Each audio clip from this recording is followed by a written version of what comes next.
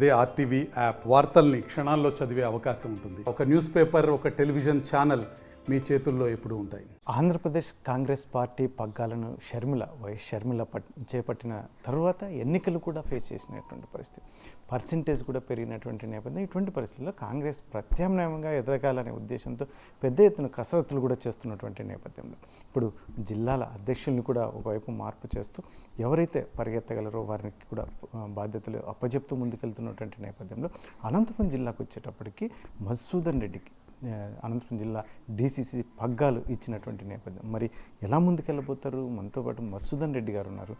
Action plan ఏంటి? Especially ఇప్పుడున్న government కావచ్చు, లేదంటే ప్రతిపక్ష నాయకులు కావచ్చు, వీళ్ళందరినీ టార్గెట్ చేస్తున్నాం, లేదంటే వాళ్ళతో ఎలా ముందుకెళ్ళే అవకాశం ఉంది, వాళ్ళ ప్లాన్స్ ఏంటి, వాళ్ళతో ఏముంది, వాళ్ళ మాటలో వినే ప్రయత్నం చేద్దాం. సరే, ఎస్పెషల్లీ మీరు డీసీసీ అధ్యక్షులుగా ఎన్నికైనందుకు కంగ్రాచులేషన్స్. ఏంటి సార్ మీ ప్లాన్ ఏంటి సార్? మొదటగా డీసీసీ అధ్యక్షులుగా నాకు అవకాశం ఇచ్చినందుకు రాష్ట్ర పీసీసీ అధ్యక్షురాలు శర్మిల గారికి కృతజ్ఞతలు తెలియజేస్తున్నా. అదేవిధంగా ఏఐసిసి ఖర్గే గారికి, రాహుల్ గాంధీ గారికి, మరి కమిటీలో అందరికీ కృతజ్ఞతలు తెలియజేస్తూ, జిల్లా మరి ముందు నుంచి కాంగ్రెస్ పార్టీలో సిడబ్ల్యూసీ మెంబర్గా ఉన్న రఘువీరారెడ్డి గారికి, మాజీ పీసీసీ అధ్యక్షులు శైలజానాథ్ గారికి, మన నాయకులందరికీ నాకు సహాయ సహకారాలు అందిస్తారని వాళ్ళకు నాకు ఈ అవకాశం ఇచ్చినందుకు కృతజ్ఞతలు తెలియజేస్తున్నా.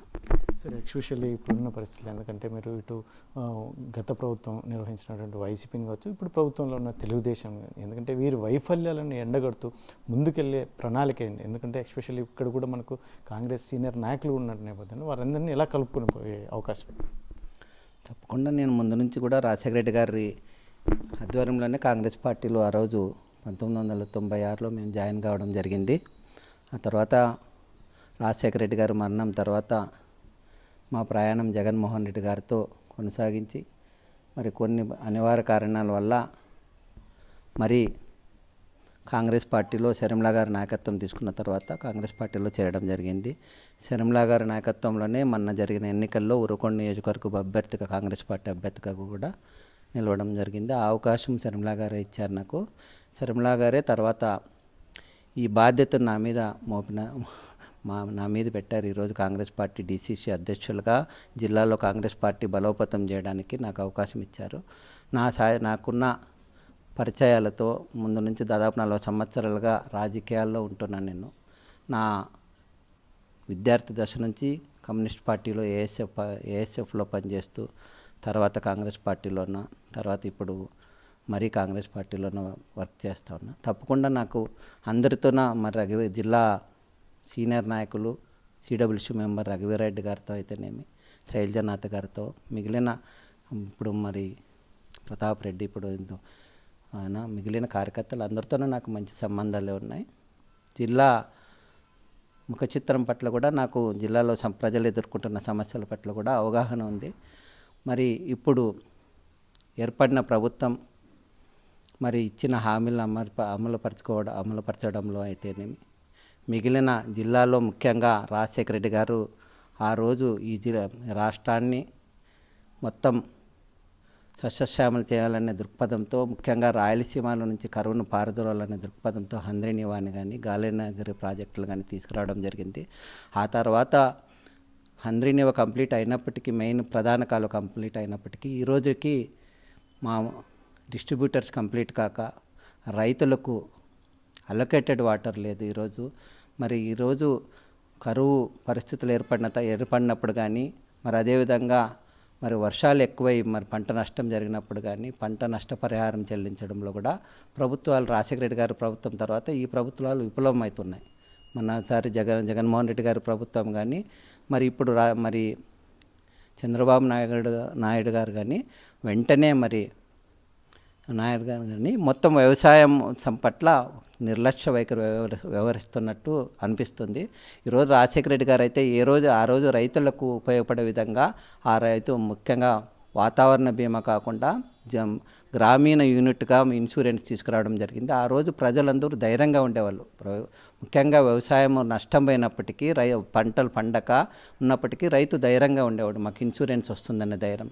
తర్వాత హంద్రీనీవా రాజశేఖర రెడ్డి గారు చేపట్టిన తర్వాత మరి ఇప్పటికీ డిస్ట్రిబ్యూటర్లు కంప్లీట్ చేయకపోవడం శోచనీయం. ఇప్పుడైనా మరి చంద్రబాబు నాయుడు గారు సీనియర్ నాయకులు, ఇప్పుడు దాదాపు 4సారి సీఎంగా ఉంటున్నారు, రాయలసీమ వాసి. తప్పకుండా మన అనంతపురం జిల్లాలో కరువు పారదోలడానికి వెంటనే డిస్ట్రిబ్యూటర్లు చేపట్టాలని, ఈ రాష్ట్రంలో ముఖ్యంగా ఉరవకొండ నియోజకవర్గంలో కానీ జిల్లాలో కానీ 4.5 లక్షల ఎకరాలకు నీళ్ళు ఇవ్వాలని చెప్పి ఆ రోజు ప్రధాన ఉద్దేశంతో అందరినీ తీసుకురావడం జరిగింది. ఆ డిస్ట్రిబ్యూటర్లు వెంటనే కంప్లీట్ చేసి నీళ్ళు ఇవ్వడానికి చంద్రబాబు గారు కృషి చేస్తారని చెప్పి మేము ఆశిస్తున్నాం. సరే, ఎస్పెషల్లీ ఇప్పుడున్న పరిస్థితులు, ఎందుకంటే గత ఎన్నికల్లో మీరు కాంగ్రెస్ పార్టీ పెద్ద ఎత్తున పోటీ చేసింది షర్మిల నాయకత్వంలో. ఏమైనా డిసప్పాయింట్ అయ్యారు? ఎందుకంటే ఎక్కడ ఒక సీటు కూడా గెలవకపోవడం, షర్మిలతో కాస్త ఊపు వచ్చినటువంటి నేపథ్యం. కాకపోతే పర్సంటేజ్ పెరిగింది కానీ సీట్లు రాకపోవడం ఏమన్నా మీరు మీ సమావేశాల్లో ఒక నిర్లిప్తత అనేది ఏమన్నా ఉంది? నిర్లిప్తత ఏం లేదు. ముఖ్యంగా ఆంధ్రప్రదేశ్ ఉమ్మడి రాష్ట్రాన్ని ఎప్పుడైతే డివిజన్ చేశారో, ఎప్పుడైతే విడదీశారో ఆ రోజే కాంగ్రెస్ పార్టీ తీవ్రంగా దెబ్బతింది ఆ రోజు. అది కాకుండా జగన్మోహన్ రెడ్డి గారి నాయకత్వంలో వైసీపీ పార్టీ ఏర్పడిన తర్వాత కాంగ్రెస్ పార్టీలో శ్రేణులందరూ, రాజశేఖర రెడ్డి గారి అభిమానులందరూ జగన్మోహన్ రెడ్డితో పాటు ప్రయాణించడం జరిగింది. అందువలన ఇప్పుడు కాంగ్రెస్ పార్టీ తీవ్రంగా ఇబ్బందుల్లో ఉంది.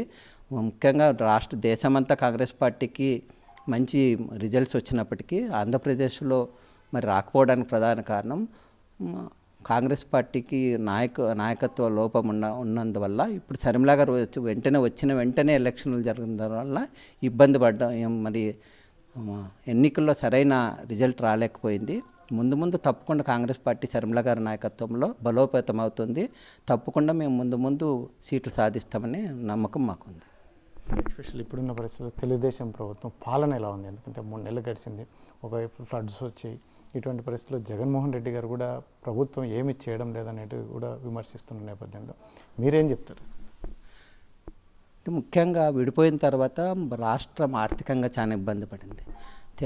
గతంలో మరి వైఎస్ జగన్మోహన్ రెడ్డి గారు ఇచ్చిన హామీలను ఆ రోజు నిలబెట్టుకోవడానికి రాష్ట్రం అప్పుల పాలు చేయాల్సిన పరిస్థితి ఏర్పడింది. ఈరోజు చంద్రబాబు నాయుడు గారు కూడా ఎన్నికల్లో గెలవడానికి మరి తనకి అంత అనుభవం ఉన్నప్పటికీ, మన ఆర్థిక పరిస్థితి తెలిసినప్పటికీ అనేకమైన మరి హామీలు ఇచ్చి ప్రజల్లో మరి ఎన్నికల్లో గెలవడానికి కోసమని ఇచ్చిన హామీలన్నీ అమలు చేస్తానని చెప్పి మరి చెప్పి ఆయన ఈరోజు అధికారంలోకి రావడం జరిగింది. ముఖ్యంగా సీనియర్ నాయకులు, ముఖ్యమంత్రికి అనుభవం ఉంది ఆయనకి, ఆయన అమలు చేస్తాడని చెప్పి ప్రజలందరూ నమ్మి హామీలన్నీ తప్పకుండా అమలవుతాయి అని చెప్పి ఓటేశారు. కానీ 100 రోజులైంది, ఇంకా మేము చూడాల్సి ఉంది. దాదాపు ఇప్పుడు వచ్చిన తర్వాత ఫ్లడ్స్ వచ్చాయి విజయవాడలో. ప్రభుత్వం అంతా మొత్తం అక్కడ కేంద్రీకృతమైంది. ఫ్లడ్స్ విషయంలో కూడా చంద్రబాబు నాయుడు గారు వైజాగ్లో ఫ్లడ్స్ వచ్చినప్పుడు సరైన మరి అవగాహనతో ముందుకెళ్ళి ఆ రోజు మంచి నిర్ణయాలు తీసుకోవడం జరిగింది. కానీ విజయవాడలో కొద్దిగా ఫెయిల్యూర్ జరిగిందని చెప్పి నేను భావిస్తూ ఉన్నా. మరి ఇప్పటికైనా ప్రజలందరినీ విజయవాడలో ముఖ్యంగా అక్కడ వర్షం వలన ఇబ్బంది పడిన ప్రజలందరినీ ఆదుకోవాలని, వెంటనే వాళ్ళందరికీ మరి నష్టపరిహారం చెల్లించాలని చెప్పి మేము కాంగ్రెస్ పార్టీ తరఫున విజ్ఞప్తి చేస్తున్నాం. మరి ఇచ్చిన హామీలను కూడా చంద్రబాబు నాయుడు గారు అమలు చేస్తారని చెప్పి మేము ఆశాభావంతో ఉన్నాం.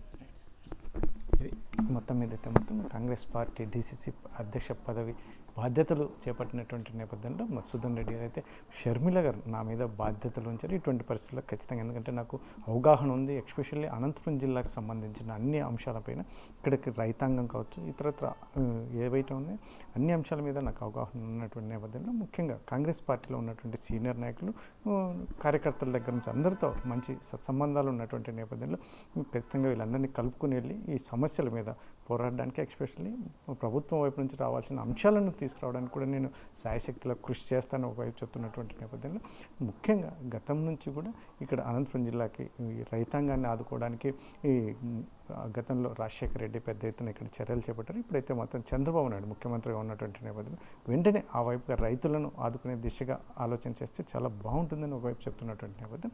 రాబోయే కాలంలో కూడా కాంగ్రెస్ పార్టీ ఖచ్చితంగా పటిష్టంగా ఉండడానికి చర్యలు కూడా చేపడతామని చెప్పేసి డీసీసీ అధ్యక్షులు మధుసూదన్ రెడ్డి గారు చెప్తున్నటువంటి పరిస్థితి.